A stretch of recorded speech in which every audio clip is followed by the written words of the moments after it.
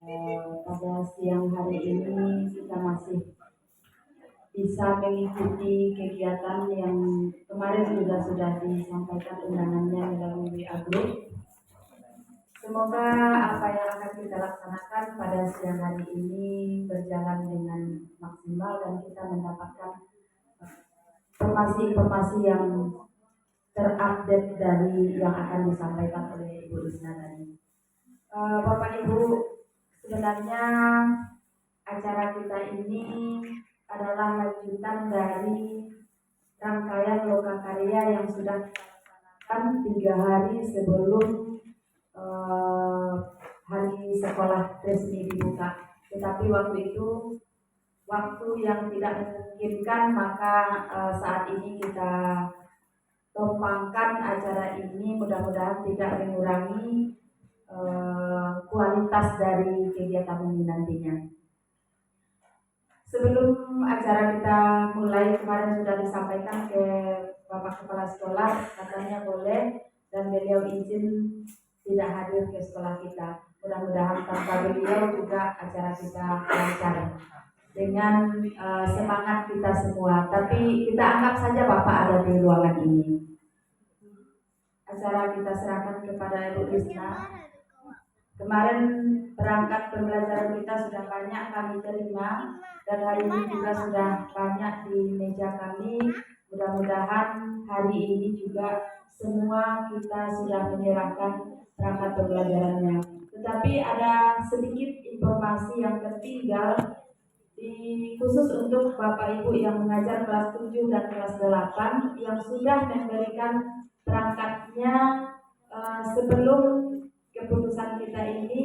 Mungkin nanti perlu ditambahkan mengenai KKTP.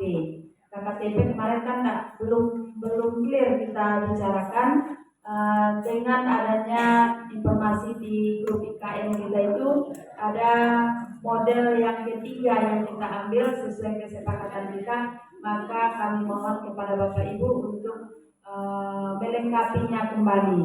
Kalau untuk materi seluas-luasnya nanti kita serahkan kepada Ibu Risna. Demikian saja, mohon maaf Bapak Ibu. Assalamualaikum warahmatullahi wabarakatuh. Terima kasih atas sambutan yang disampaikan oleh Ibu Risna. Selanjutnya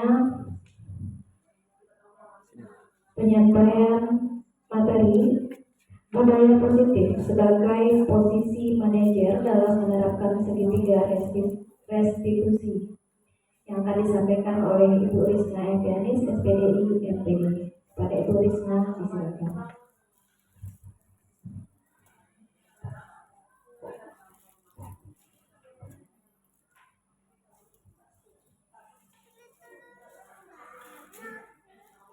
Ini punya siapa nih?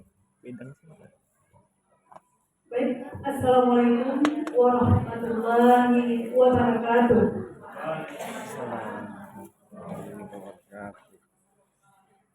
Alhamdulillahirrahmanirrahim. Assalatu wassalamu ala asyrofil anbiya'i wal mursalin wa ala alihi wa sahbihi rasulillahi ajma'in. Pertama sekali, marilah kita mengucapkan puji dan syukur kepada Allah Subhanahu wa taala yang masih memberikan kita semua kesehatan dan juga kesempatan sehingga pada hari ini kita masih diberikan kelapangan dan juga bisa hadir bersama-sama di ruangan majelis guru ini, yaitu dalam kegiatan berbagi atau menyebarkan pemahaman dan pengalaman dari penerapan budaya positif. Kemudian salawat dan salam tidak lupa-lupanya kita sampaikan kepada Nabi kita Muhammad SAW, yaitu berupa doa Allahumma sholli ala Muhammad wa ala ali Muhammad. Yang sama-sama kita hormati Bapak Kepala SMP 1 Luhak Manado dan beserta wakil dan pendamping wakil. Kemudian yang sama-sama kita hormati Bapak dan Ibu Majelis Guru, karyawan dan karyawati SMPN 1 Luaknanduo yang alhamdulillah masih hadir pada hari ini. Baiklah Bapak dan Ibu, sebagaimana yang disampaikan oleh pembawa acara tadi, terima kasih atas waktunya, bahwa kami di sini adalah sering atau berbagi sebagai tugas diseminasi atau penyebaran dari pemahaman atau pengalaman dalam penerapan budaya positif. Ini merupakan tugas kami sebagai CGP atau calon guru penggerak angkatan 8 tentang aksi nyata, bahwa ini adalah merupakan modul 1 yang di akhir itu adalah 1.4. Jadi modul 1 itu ada 4. Nah ini maka itu adalah penghujung dari modul 1. Nah, baik, sebelum mungkin kita masuk kepada penerapan budaya positif, ini sudah kita mulai juga waktu lokal karya sudah disampaikan juga oleh Bu Ayah.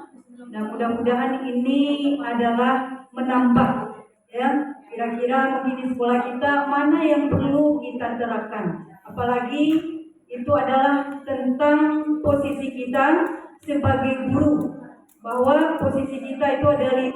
Yang tertinggi adalah sebagai manajer. Ini yang harus kita samakan tadi, bahwa kita ingin menjadi posisi manajer. Namun sebelum itu, kami juga akan menyampaikan ada beberapa budaya positif yang kami pelajari dalam pendidikan guru penggerak. Ada di 7, jadi tidak segitiga restitusi saja, tetapi ada di sini yang pertama tentang perubahan paradigma belajar. Ini juga sudah disampaikan juga. Baik. Itu ada tukar.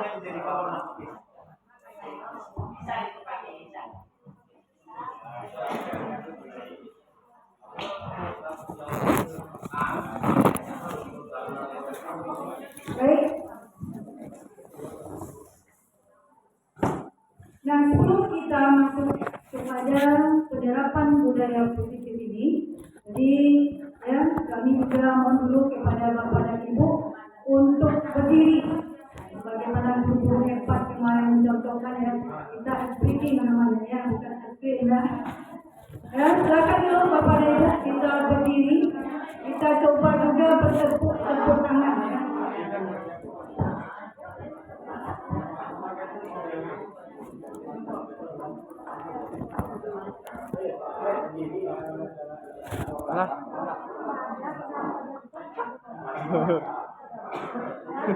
Kalau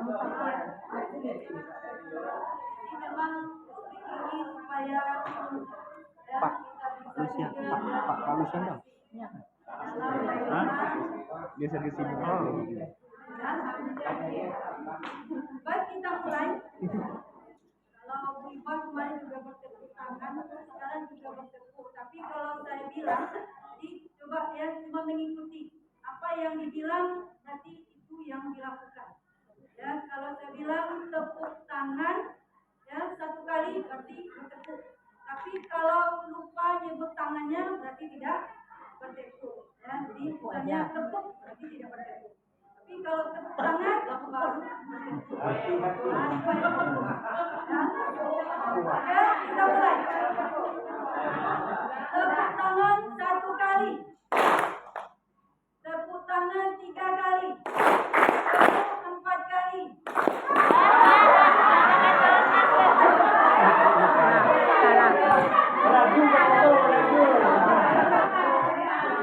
Tidak ada tangan sapu ada. Tepuk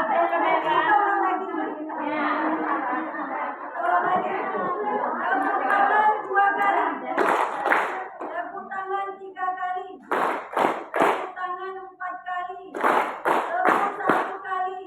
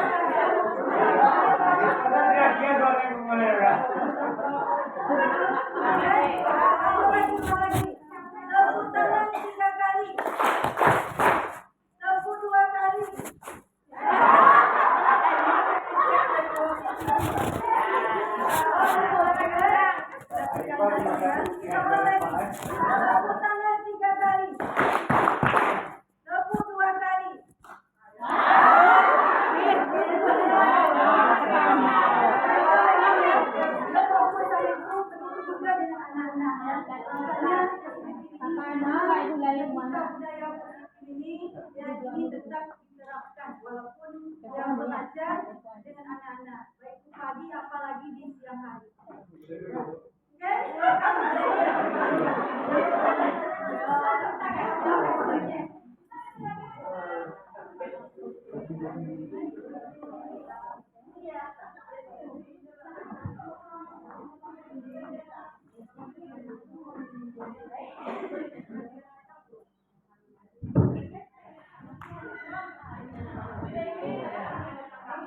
Baik, kita lanjut bahwa di sini kami menyampaikan tentang tugas sebagai calon guru perwira untuk menyelesaikan modul 1 atau 1 di tempat, yaitu menyebarkan pemahaman dan pengalaman penyerapan budaya positif.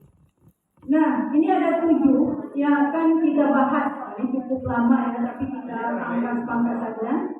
Yang pertama, perubahan paradigma belajar. Yang kedua, disiplin positif. Yang ketiga, kebutuhan dasar manusia. Yang keempat, motivasi perilaku manusia.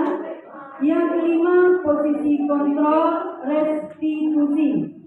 Yang keenam, keyakinan jelas. Yang ketujuh, baru segitiga restitusi. Nah, ini tadi yang akan kita kaitkan dengan posisi kita sebagai manajer. Nah, sekarang kita lihat apa itu pembelajaran dengan paradigma baru. Ya, di sini pembelajaran dengan berdasarkan paradigma baru dirancang berdasarkan prinsip pembelajaran yang berdiferensiasi. Nah, ini kemarin juga sudah disinggung, ya, sehingga setiap siswa belajar sesuai dengan kebutuhan dan tahap perkembangannya untuk mewujudkan profil pelajar Pancasila. Nah, jadi Bapak dan Ibu ya, kalau kurikulum Merdeka itu modulnya sudah berdiferensiasi. Nah, artinya ini sudah bisa kita ya menggunakan gaya belajar anak, karena gaya belajar anak ini memang berbeda-beda. Kemarin alhamdulillah ya panitia MPLS sudah ya melakukan diagnosis ya untuk mengetahui gaya belajar anak kita ini. Ada kinestetik ya, ada juga video ya, ada juga audio visual atau audio visual. Nah, ya inilah yang harus kita ubah. Jadi kita sebagai guru bisa memberikan ya metode-metode pembelajaran yang berbeda. Bukan berarti kita ya 32 orang anak kita harus juga ya memberikan metode 32. Jadi bukan seperti itu. Karena anak kan berkelompok. Jadi masing-masing kelompok itu akan berbagi tugas. Kalau mungkin dia lebih cenderung kepada visual, maka mungkin ya dia yang disuruh temannya khusus tentang itu. Atau mungkin kinestetik ya, nah, mungkin dia bisa menempelkan atau mungkin mengambil, jadi sesuai dengan gaya dan bakatnya masing-masing. Kemudian yang kedua ada disiplin positif. Nah, mungkin selama ini kita juga sudah menerapkan disiplin positif ini, tetapi kita sering mendengar seolah-olah kata disiplin ini apa yang terbayang oleh benak kita. Ya, nah seolah-olah itu adalah larangan ya, atau hukuman. Kalau kita tidak disiplin nanti dihukum, kan? Nah, atau dihubungkan juga dengan ya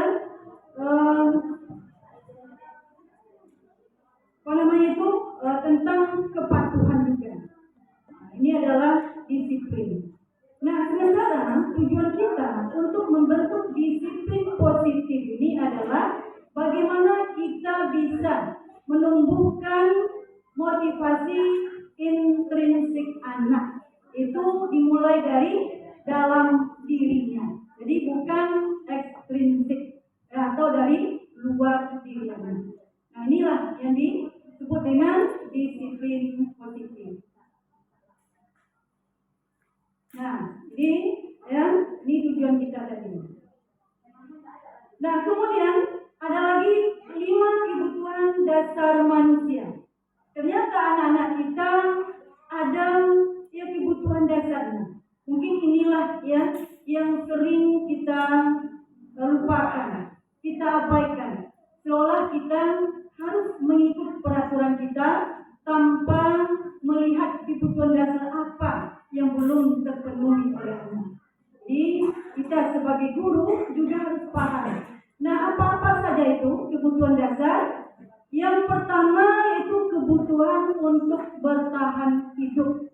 Ternyata tidak semua anak kita ini yang hidupnya enak. Ya, terkadang orang tuanya entah di mana, entah makan entah tidak. Ternyata sampai di sekolah tidak kita perhatikan, malah dia dihukum. Nah, inilah ya yang perlu kita pahami tadi. Yang kedua adalah kebutuhan kasih sayang dan rasa diterima. Nah, jadi anak-anak kita ada juga kebutuhannya belum terpenuhi. Apakah dia belum mendapatkan kasih sayang atau mungkin di rumah dia dimarahi? Ya, sampai di sekolah kita juga marah. Dia masuk kelas diusir. Nah, kemana dia lagi mengadu? Ya, di rumah dimarahi oleh orang tuanya, di sekolah dimarahi oleh gurunya. Berarti ya kita ya inilah yang perlu kita pahami tadi. Karena saya ingat juga pernah berkomunikasi dengan Pak Hamidi ya, kejadian sudah beberapa tahun yang lalu. Anak kita kan ketika terlambat, kemudian kita berikan hukuman memungut sampah. Nah, ternyata apa tindakannya, reaksinya? Ya, terjadi kekecewaan, kemarahan pada diri anak. Nah, sehingga sampailah ya orang tuanya datang ke sekolah. Mungkin dia mengadu. Nah, artinya apa? Setelah kita komunikasi dengan orang tuanya, ternyata anak ini ketika berangkat ke sekolah dia dimarahi oleh orang tuanya. Nah, sampai di sekolah dia juga dimarahi, ya, dihukum malah. Nah, inilah ya, ternyata apa yang terjadi? Ya, ini kebutuhan dasarnya tidak terpenuhi. Nah, ada lagi yang ketiga, anak kita juga ya, harus memenuhi kebutuhannya, itu perlu kebebasan. Kan anak-anak ini ada juga merasa bosan. Kalau kita sebagai guru memberikan metodenya cuma itu aja, anak akan bosan. Nah, berarti kita perlu memahami ya, kebutuhan dasar apa yang diperlukan. Kemudian yang keempat, ada kesenangan juga. Ternyata anak butuh perhatian. Ya, ketika anak ini melihat bercanda, nah, ini berarti dia butuh kesenangan ini. Dan terakhir ada penguasaan. Ya, inilah yang kebutuhan dasar yang harus kita pahami sebagai seorang pendidik. Kemudian ada lagi motivasi perilaku manusia. Jadi motivasi itu memang ya muncul baik itu secara intrinsik maupun ekstrinsik tadi. Ya. Nah, yang selama ini mungkin yang cenderung pada anak-anak kita, ya sebelum kita lihat apa itu motivasi. Nah, motivasi ini merupakan dorongan yang timbul pada diri seseorang secara sadar atau tidak sadar untuk melakukan suatu tindakan dengan tujuan tertentu. Nah, selama ini kalau kita lihat, ya anak-anak kita ini lebih cenderung kepada ya kita memberi hukuman. Ya, sering ya Bapak Ibu? Iya, ya termasuk saya juga ya. Saya dulu pernah, mungkin kita mengira dengan hukuman seperti itu anak akan jerah. Ternyata itu hanya bersifat sementara, ya karena tidak berasal dari dirinya. Nah inilah ya untuk menghindari ketidaknyamanan atau hukuman, anak tetap melakukannya. Namun, ya disiplin ini itu adalah merupakan motivasi ekstrinsik. Jadi ya berasal dari luar. Nah begitu juga dengan mendapatkan imbalan atau penghargaan atau hadiah, ya yang kita iming-imingkan kepada anak kita. Kan pernah dulu ya, ketika kita katakan kepada anak, ya nak, silakan buat surat untuk gurumu, nanti akan diberikan hadiah. Ternyata anak ada memiliki semangat. Nah, ketika tahun kemarin kita coba diamkan, tidak memberitahukan hadiahnya. Ternyata yang menulis itu hanya sedikit, ya. Artinya apa? Nah, inilah ya, apa yang dilakukan murid ini merupakan motivasi intrinsik juga. Jadi dari luar. Nah, karena hadiah tadi. Nah, mana yang bagusnya? Nah, ini adalah anak bisa menghargai nilai-nilai kebajikan diri sendiri. Ya, murid melakukan disiplin diri karena sadar akan nilai kebajikan dirinya, dan inilah merupakan motivasi intrinsik. Jadi inilah yang akan kita bentuk tadi, ya, yang akan kita samakan. Bagaimana anak bisa tumbuh motivasi dari dalam dirinya. Kemudian ada konsep disiplin dengan identitas gagal. Ya, jadi hukuman atau penghargaan itu termasuk dari identitas gagal. Kenapa gagal? Karena itu hanya bersifat ya sementara. Anak melakukannya karena rasa takut, bukan ya tumbuh dalam diri, bukan atas kesadarannya. Nah, jadi karena ya, jadi hukuman ini merasa menyakitkan juga. Ada merasa tidak nyaman atau memaksa sifatnya. Ya, was ya kalau tidak kamu kerjakan itu kan dipaksa. Ya, tidak usah masuk sama ibu. Itu kan biasanya hukum seperti itu kan. Nah, ini kamu terlambat, kamu juga lagi terlambat. Apa hukumannya? Jadi kita memang ya merasa hukuman itu bisa membuat anak jerah. Ya, ternyata selama ini tetap juga itu juga orangnya. Nah, berarti hukuman ini memang ya termasuk ya identitas gagal. Kemudian anak juga menyembunyikan kesalahannya. Ya, termasuk saya itu. Kalau anak tidak sholat kan saya berikan hukuman, kamu tulis ayat 10 ayat. Itu kan hukuman. Ternyata tetap juga anak ini tidak sholat. Nah, berarti ini juga identitas gagal. Ya, belum lagi timbul dari dirinya sendiri. Nah, kemudian juga hukuman itu bisa juga mengakibatkan murid menjadi rendah diri. Nah, inilah ya identitas gagal. Kemudian begitu juga penghargaan. Jadi penghargaan yang kita berikan kepada anak itu ya merupakan identitas gagal. Mungkin anak ya tidak efektif, merusak hubungan, atau ada yang merasa iri, kemudian ada yang mematikan kreativitasnya, kemudian juga merampas hak menghargai dirinya. Nah, ini ya, jadi penghargaan atau hadiah yang kita berikan ini khusus berupa barang ya. Tetapi kalau yang kemarin kita sepakati itu adalah apresiasi. Nah, jadi kalau apresiasi itu tidak apa-apa, apalagi mungkin ya kita berikan sertifikat ya, itu tidak masalah. Jadi itu bedanya ya, hadiah dengan apresiasi. Nah, ada juga di sini konsep disiplin dengan identitas sukses. Mana yang sukses? Inilah dengan konsekuensi tadi. Jadi setiap kesepakatan kelas yang kita berikan kepada anak, ya, yang kita sepakati bersama-sama anak, ada konsekuensinya. Ya, walaupun konsekuensi ini masih juga merupakan penguatan jangka pendek. Kemudian juga harus perlu monitoring berkelanjutan. Ada stimulus atau respon, kemudian murid menghormati peraturan, kehilangan waktu untuk merenungi kesalahannya. Jadi dia selalu berpikir, apa ya yang harus saya lakukan, sehingga ini konsekuensi tadi. Nah, yang paling tinggi itu adalah restitusi. Nah, ini identitas sukses itu juga restitusi, di mana dengan melakukan restitusi ini, itu murid akan bertanggung jawab untuk perilakunya tadi. Yang kedua, dia fokus pada pemecahan masalah. Nah, ini ya, yang kita tuju itu adalah jangka panjangnya. Kemudian, murid menghormati dirinya dan juga orang lain. Nah, kemudian teori kontrol atau dirinya memegang sendiri. Jadi ya, dia sendiri yang mengontrol dirinya.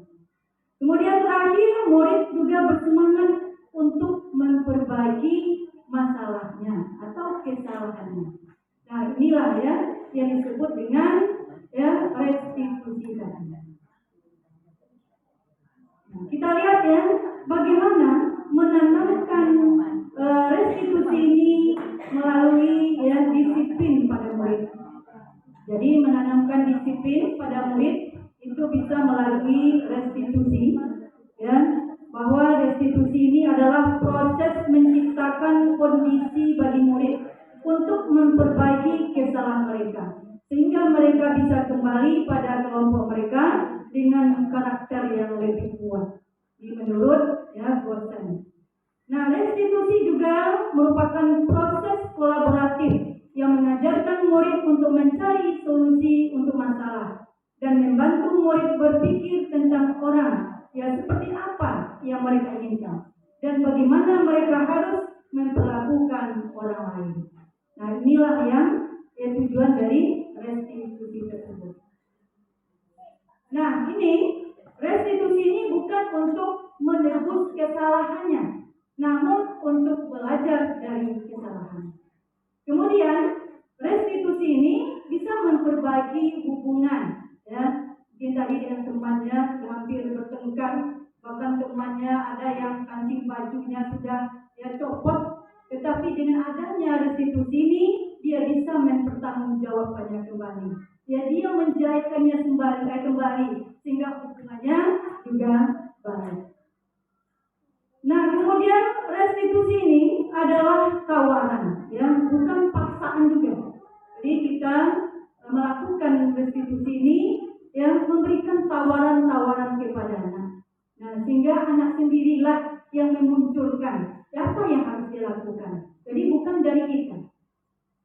Nah, kemudian restitusi juga adalah ya tujuannya menuntun untuk melihat ke dalam diri anak.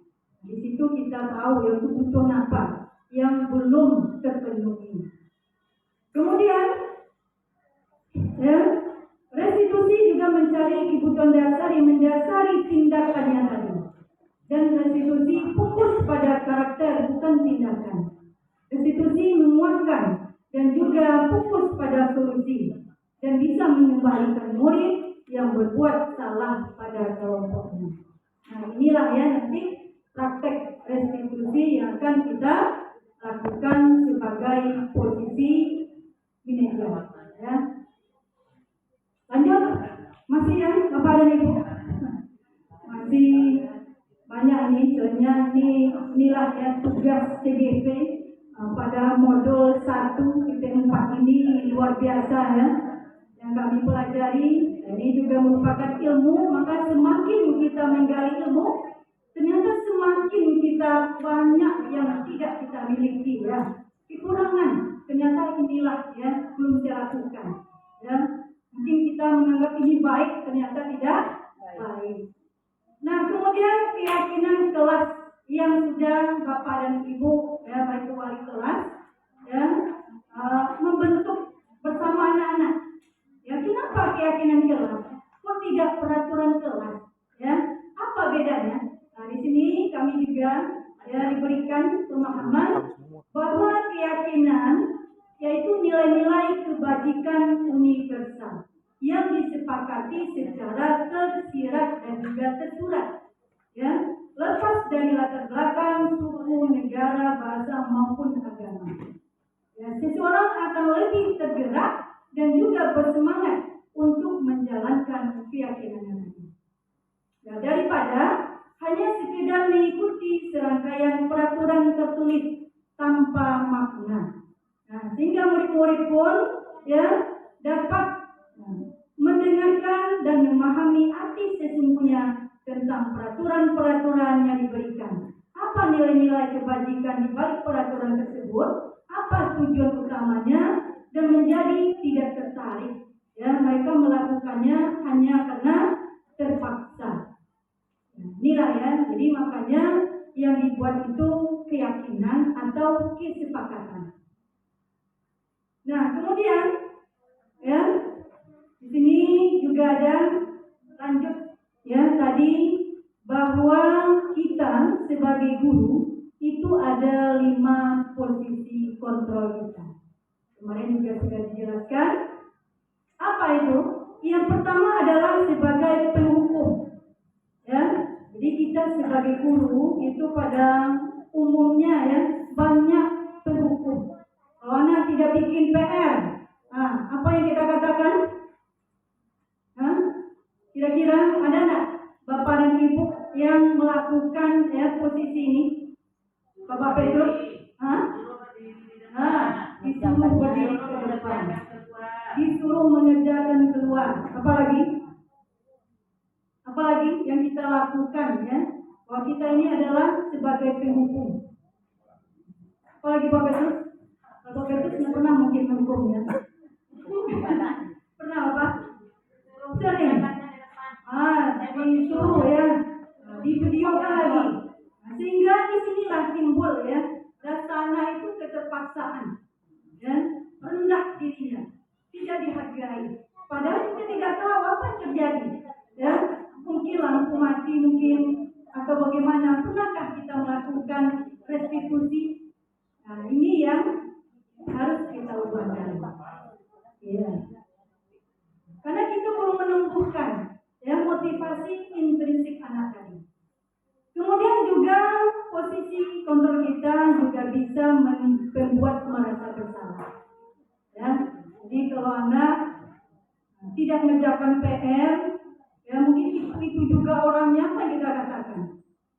Ya, pernah nggak Bapak dan Ibu melakukan ya posisi ini sebagai pembuat merasa bersalah? Nah, kenapa tidak kamu kerjakan? Ya kemarin juga tidak, sekarang tidak. Ya nanti numpuk nanti tugasmu. Ya, jadi ini adalah posisi sebagai merasa bersalah. Kemudian ada lagi ya posisi kita sebagai teman. Jadi kita menganggap ya nah ini teman. Karena kita menganggap teman, dia juga dekat dengan kita, sehingga dia tidak mandiri ya. Sedikit dia nanya, kadang tidak buat PR pun tidak apa-apa, karena kan teman. Ya, nah ini adalah apa namanya itu menurut ya pemikiran anak seperti itu. Nah kemudian ada lagi posisi kita sebagai pemantau. Jadi apa yang kita lakukan ya yang aturan-aturan kemudian kita tegakkan. Jadi ini adalah posisi pemantau.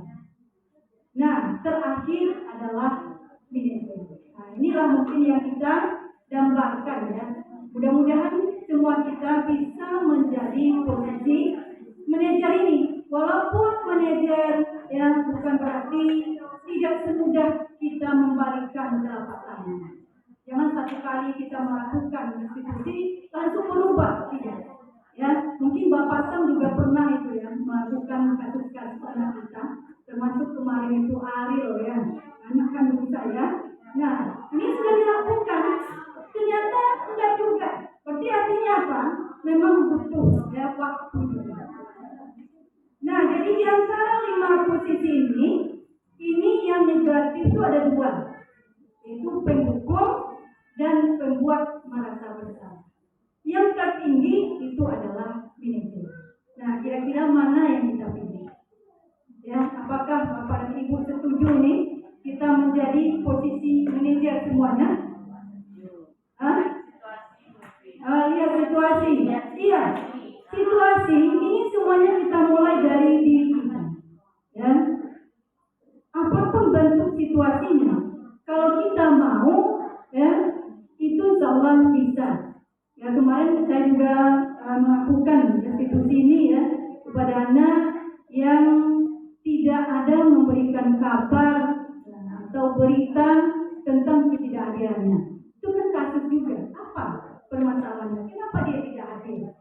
Nah, sehingga dia sendiri yang menumbuhkan apa yang harus dia lakukan. Nah, ini kan kita coba. Mudah-mudahan dengan demikian maka akan timbullah rasa percaya dirinya, mandirinya, dan juga orang yang bertanggung jawab. Ini yang kita harapkan.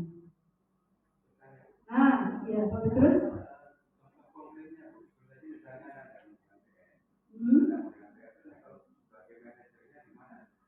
Nah, iya bagus ya. Ini pertanyaan yang luar biasa ya. Jadi memang nanti kita juga akan melihat posisi manajer ini kita akan melakukan pertanyaan-pertanyaan yang bermakna kepadanya. Ya, ini nanti ada langkahnya yang disebut segitiga restitusi. Nanti kan kita bahas juga nanti ya di terakhir nanti poinnya.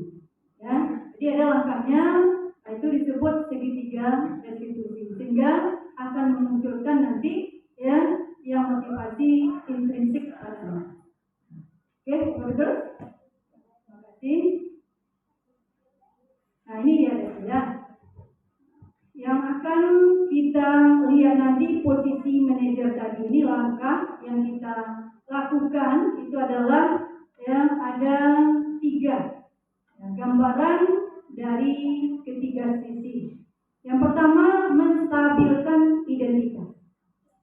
Yang kedua kita masuk kepada validasi tindakan yang salah.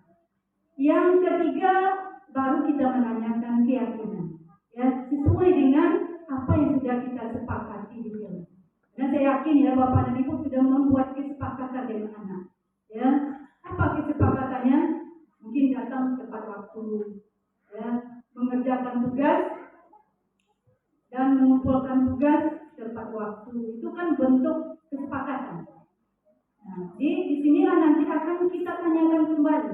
Ini yang disebut ya segitiga restitusi. Kita lihat bagaimana menstabilkan identitas. Nah, ini kemarin ya, kalau cara menstabilkan identitas itu tujuannya adalah mengubah identitas anak dari orang yang gagal karena melakukan kesalahan bisa menjadi orang yang sukses. Itu tujuannya. Kemudian ya di saat seperti itu jangan kita mengkritik. Nah, kita langsung kita kritik kan. Ini nanti tidak akan ya berubah nih. Jadi inilah tujuan menstabilkan tadi. Nah, apa bentuk ajuan pertanyaan? Nah, boleh kita seperti ini, manusia itu tidak ada yang sempurna kan. Kemudian kita bisa memperbaiki masalah ini. Saya tidak menanyakan kesalahannya, tapi hanya fokus kepada memperbaiki masalah. Jadi itu yang tujuan kita. Karena kita yakin setiap anak ini pasti memiliki masalah. Setiap anak ya kalau kita panggil itu semuanya akan keluar. Apa sebab dia terlambat? Keluar semuanya. Mungkin macet ya, atau mungkin Hondanya tadi banyak bocor. Kita dengarkan ya. Nah, disitulah nanti setelah stabil baru kita masuk kepada validasi tindakan yang salah tadi. Nah, ini dia. Ya, validasi tindakan yang salah, setiap tindakan yang dilakukan dengan tujuan untuk memenuhi kebutuhan dasarnya tadi. Kira-kira ya apa yang dilakukannya tadi sudah sesuai dengan aturan atau prinsipnya. Nah, di situ kita masuk. Anak yang menjawab sendiri. Nah, dia kok belum. Nah, kira-kira ya bagaimana ya yang harus kita lakukan? Dia akan memunculkan sendiri jawabannya. Nah, disinilah guru mengubah ya pandangan siswa dari teori stimulus respon tadi ke cara berpikir secara proaktif. Ya, jadi ide-idenya itu memang muncul dari anak, ya, tidak dari kita. Nah, kemudian kita hanya menyampaikan pernyataan atau berupa pertanyaan. Ya, dengan nada suara yang tidak menghakimi atau memojokkan anak. Nah, ini adalah ya dari validasi tindakan yang salah. Nah, bagaimana bentuk ajuan pertanyaannya? gegabah lagi dari ini. Nah, dia menjawab itu ya berbagai macam. Kemudian kamu bukan melakukannya tanpa suatu alasan tertentu. Pasti dia menjawab iya saya bukan melakukannya ya pasti ada alasan. Karena saya tidak suka disebut orang seperti ini. Dan banyak nanti itu akan muncul permasalahannya. Nah, kemudian juga kamu melakukannya karena mempertahankan sesuatu yang penting bagimu. Nah, anak juga akan menjawab nanti ya, sesuai dengan apa permasalahannya. Inilah validasi tindakan yang salah tadi. Dan terakhir, baru kita masuk menanyakan keyakinannya tadi. Ya, nah di sini murid akan diberi pertanyaan-pertanyaan yang bermakna untuk menimbulkan motivasi secara intrinsik tadi. Nah, sehingga yang apa yang kita inginkan ya memang berasal dari diri anak, bukan dari luar. Ya. Kemudian dia mampu mengaitkan keyakinannya dengan tindakan yang salah. Jadi apa yang dilakukannya tadi, ya dia sendiri yang mengaitkan. Nah, mana ya keyakinan yang sesuai, mana yang tidak. Nah, ajukan pertanyaan seperti ini, dinilai apa yang telah kita sepakati. Anak akan ingat, ya kita harus disiplin. Nah, itu kan akan muncul nanti ya kesepakatannya tadi.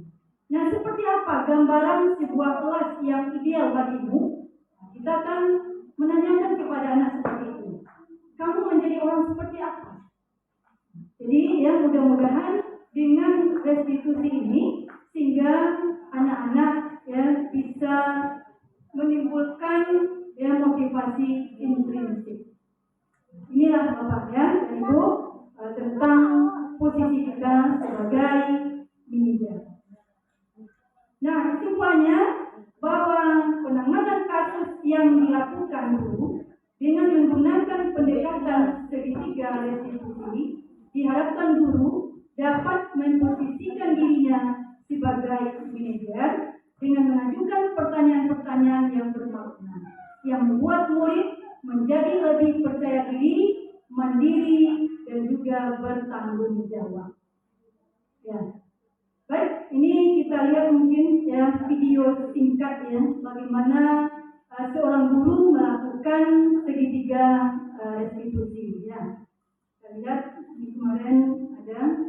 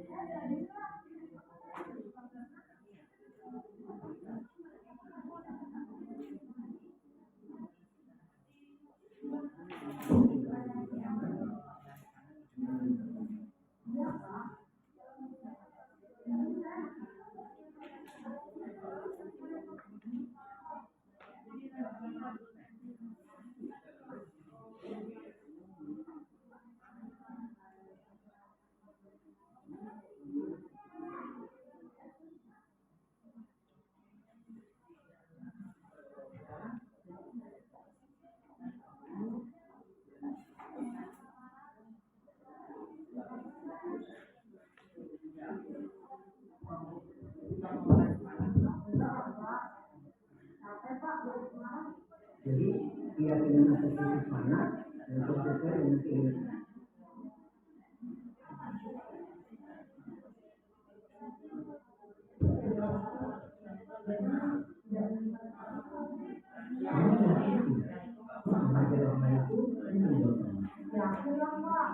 Iya, dokter hitam lalu ada juga keyakinan yang kita sepakati yang perlu kita berikan apabila kita sama.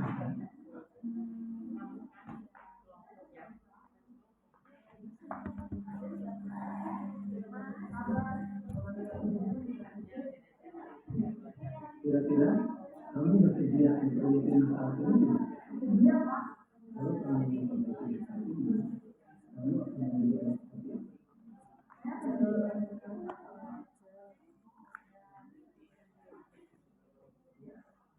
kamu bagaimana rasanya menjadi orang seperti itu? Baiklah kalau begitu. Yuk kita pikirkan bagaimana memperbaiki masalah ini.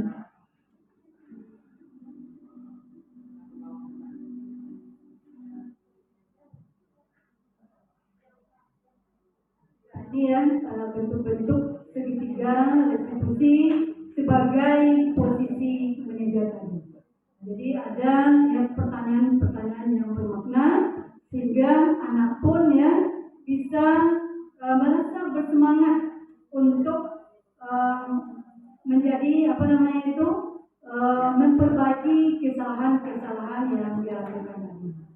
Nah, itu mungkin ya Bapak dan Ibu sedikit tentang bagaimana melakukan dialog dengan anak.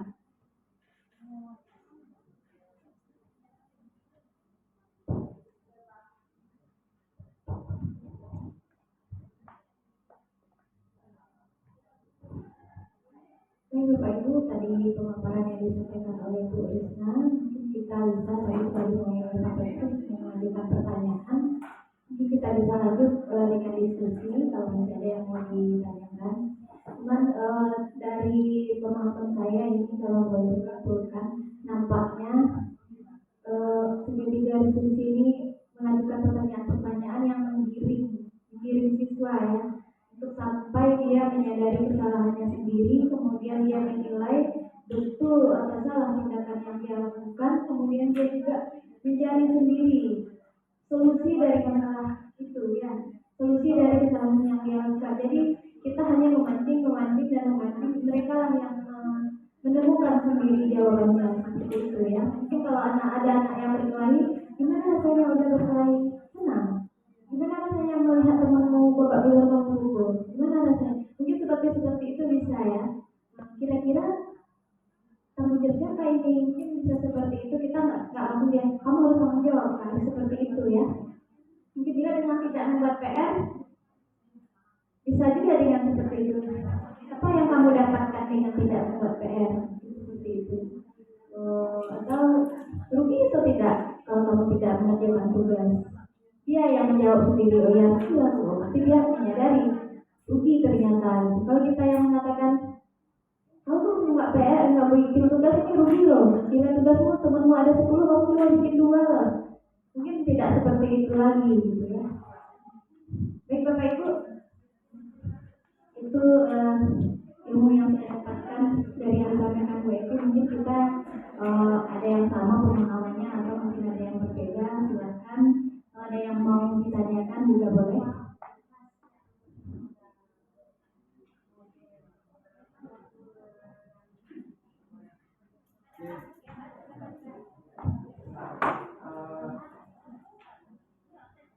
Di lokasi itu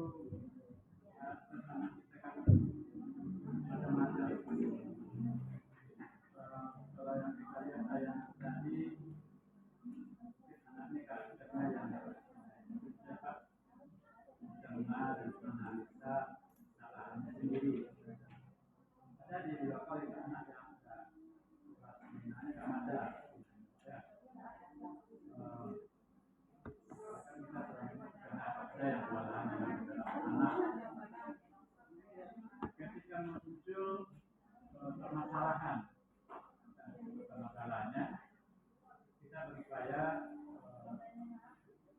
menanganinya.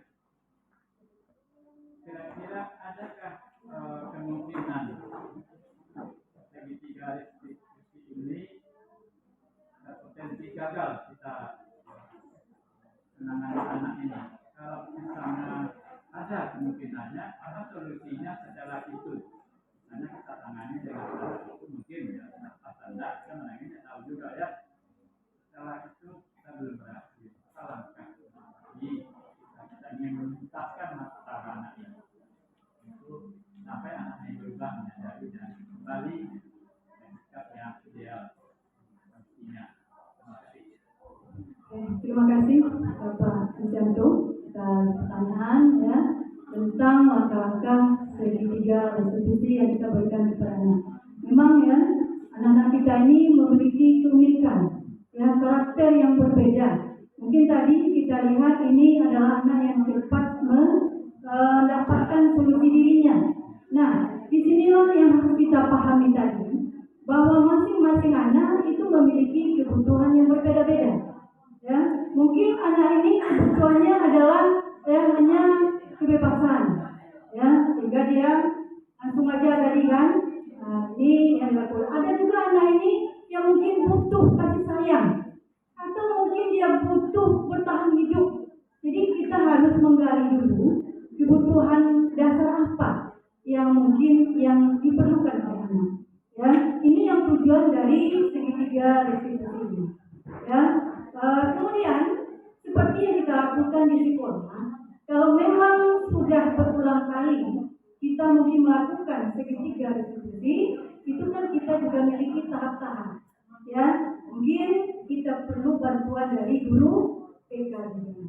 Ya, kemudian kita juga perlu bantuan dari orang tua. Jadi kerjasama itu tetap kita jalin. Jadi memang tidak akan selesai oleh kita sendiri. Kalau memang anak itu istilahnya kata Bapak tadi, ya mada, lupa. Ya, jadi memang ya yang kita lakukan selama ini seperti itu. Namun sebelum kita serahkan, seperti tahap-tahapnya tadi, kita berusaha dulu. Bagaimana bisa meyakinkan anak ini sehingga motivasi yang timbul tadi betul-betul dari dirinya, ya, tidak dari luar, tidak karena rasa takut, ketidaknyamanan. Ini yang akan kita budayakan. Ya, mungkin itu ya, Bapak.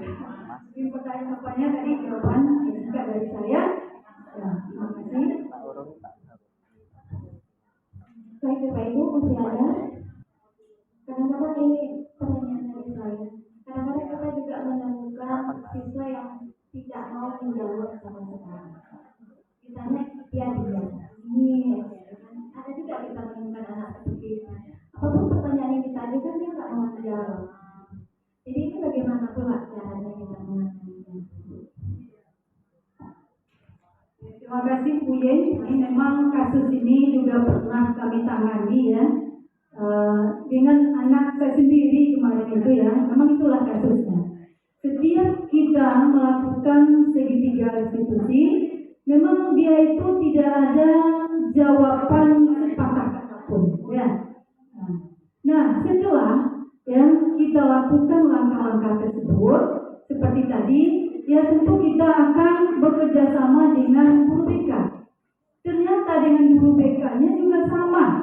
Nah, mungkin dasarnya tadi, kalau kita lihat, ya kita telusuri dengan orang tua, ternyata anak ini memang membutuhkan kasih sayang dan juga bertahan hidup. Ya, kenapa? Karena pada awalnya anak-anak yang melakukan seperti ini ada kebutuhannya yang tidak terpenuhi. Ini yang kegagalan tadi.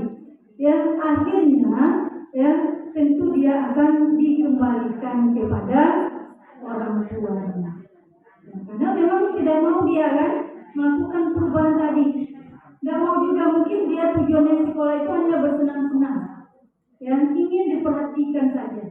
Nah, sehingga anak ini ya merasa memang disitulah ya ujiannya tadi. Nah, akhirnya solusinya memang kita kembalikan. Itu kemarin kan, ya. Jadi memang ada itu, tapi pada umumnya anak-anak yang kita dapati kasus seperti itu tidak banyak. Ya, cuma dari 17